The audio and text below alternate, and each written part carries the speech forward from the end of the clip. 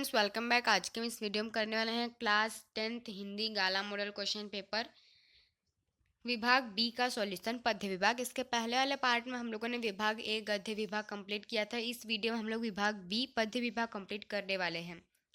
निम्नलिखित प्रश्नों के नीचे दिए गए विकल्पों में से सही विकल्प चुनकर उत्तर लिखिए। क्वेश्चन नंबर 15, किनकी कृपा से मीरा ने राम रतन धन पाया है? आंसर है सदगुरु की, option D. Question number 16, Gopi Krishna से कैसा प्रेम करती है? आंसर है ऑप्शन बी, निश्चल। 17 नंबर, आत्मा परमात्मा की अद्वैतता की बात कौन से काव्य में की गई है? आंसर है प्रभु जी तुम चंदन हम पानी, ऑप्शन डी। सही विकल्प चुनकर रिक्त स्थानों की पूर्ति कीजिए। क्वेश्चन नंबर 18, जब काव्य की रचना हुई तब भारत में डैश करोड़ जनसंख्या थी? आंसर है आपका 42 करोड़ जनसंख्या थी। क्वेश्चन नंबर 19, संकट में प्राण बचाने के लिए सारी डैश लगा देनी चाहिए? आंसर है सारी शक्ति लगा देनी चाहिए। क्वेश्चन नंबर 20, गंगा यमुना नदियों का जल डैश से ग्रंथित है? आंसर है ज्योति से ग्रंथित है। निम्नलिखित वाक्यों में से सही वाक्यांश चुनकर पूरा वाक्य फिर से लिखिए। क्वेश्चन नंबर 21, साधु बाहर से, आंसर है साधु बाहर से नम्र दिखते हैं, ऑप्शन ब।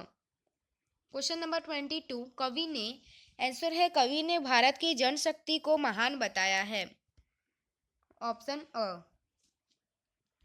नेक्स्ट क्वेश्चन नंबर 23 आता है, कवि को कश्मीर के, आंसर है कवि को कश्मीर के चश्मे हिमानी और फूल रुमानी लगते हैं, ऑप्शन ब।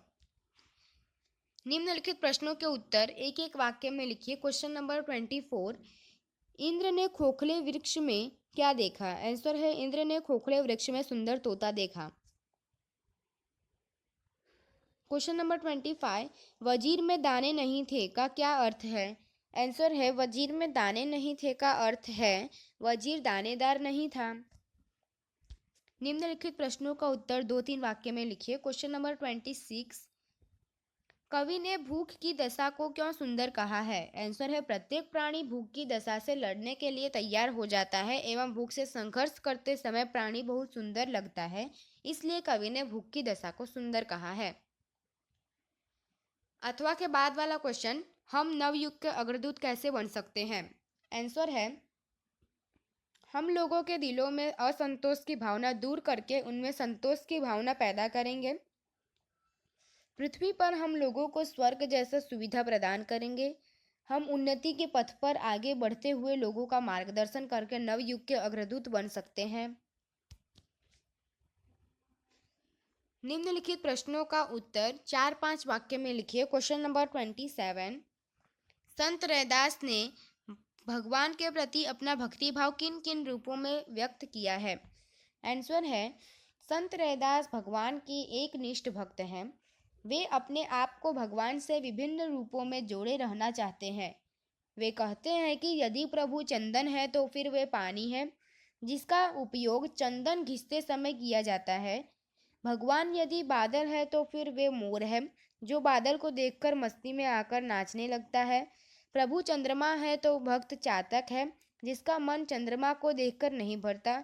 यदि प्रभु दीपक है तो फिर भक्त बाती है जो अपने आप को जलाती रहती है। भगवान मोती है तो भक्त रैदास धागा है जिसमें मोती पिरोया जाता है। प्रभु सोना है तो भक्त रैदास सुहागा है। भगवान स्वामी है तो रैदास दास बनने में ही अपना आप को धन्य मानते हैं। नेक्स्ट अथवा के बाद वाला जो क्वेश्चन है 27, भक्ति में लीन मीरा को लोग क्या क्या कहते हैं और क्यों कहते हैं? आंसर है आपका मीराबाई श्री कृष्ण के प्रेम में रंगते रंगते संसार के प्रति विरक्त हो गई थी। उन्होंने संसारिकता को बिल्कुल भुला दिया था। मीरा श्री कृष्ण के प्रेम में पैरों में घुंघरू बांधकर नाचती थी।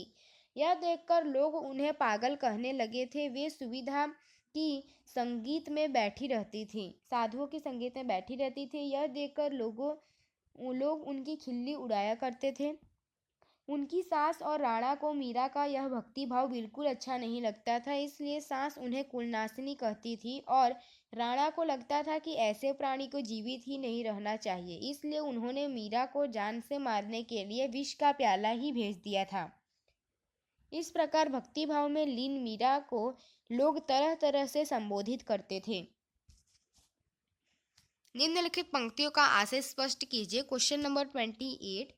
हम हैं नवयुग के अग्रदूत, हम काल जलधि नाविक अद्भुत, हम साम्य दीप के नव प्रकाश, हम विजयोन्मादी क्रांति के सपूत, हे प्रदीप्त गतिमान जागो और जगाओ।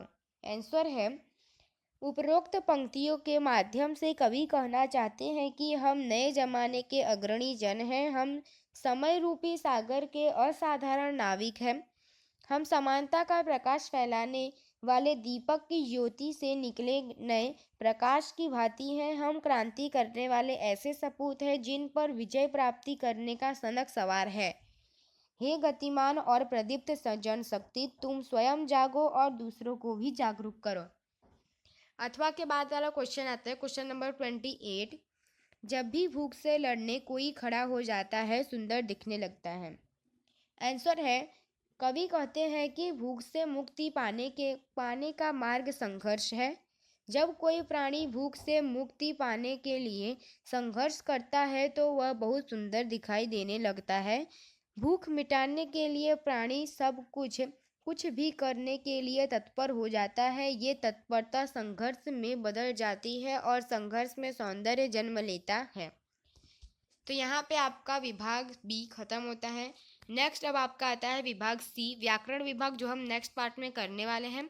इसके पहले वाले पार्ट में हम लोगों ने विभाग ए पूरा कंप्लीट किया था। इस विभाग में आपका विभाग बी पद्य विभाग कंप्लीट हो चुका है।